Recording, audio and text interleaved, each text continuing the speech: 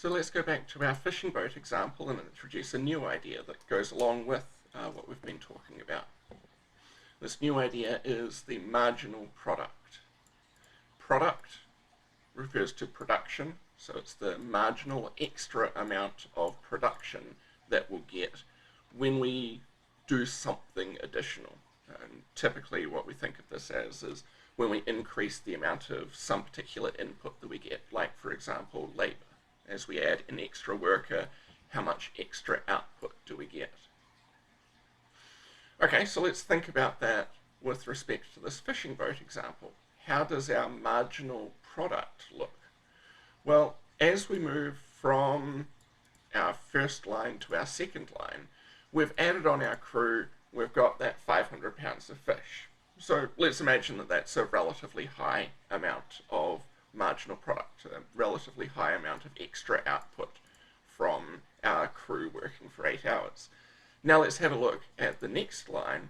On the next line, we've got extra crew. Let's think of this as that as double the crew. So double the amount of people, double the amount of labour. Did we double the amount of output? No, we didn't. We got extra output, yeah, but we didn't double the amount. That is, our marginal product, the extra amount of output that we got, wasn't as high as we added on that extra crew.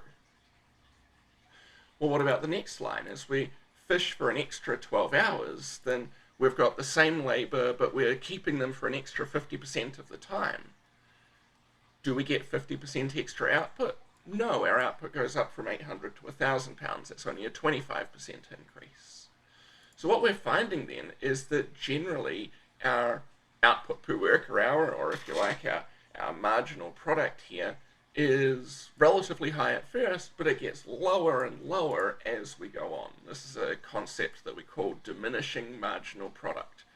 The idea that as we get more and more of an input, the usefulness of that input tends to get lower and lower as we use more and more of it.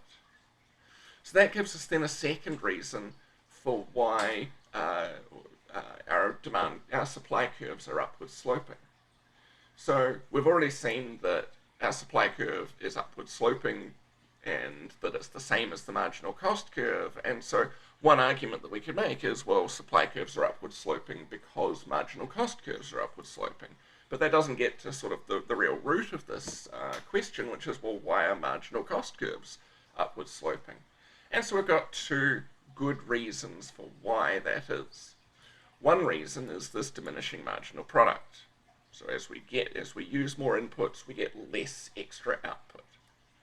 A second reason is increasing costs. For many of the things that you're going to buy as a firm, they get more expensive as you have to use more of them. So a classic example of that is labour.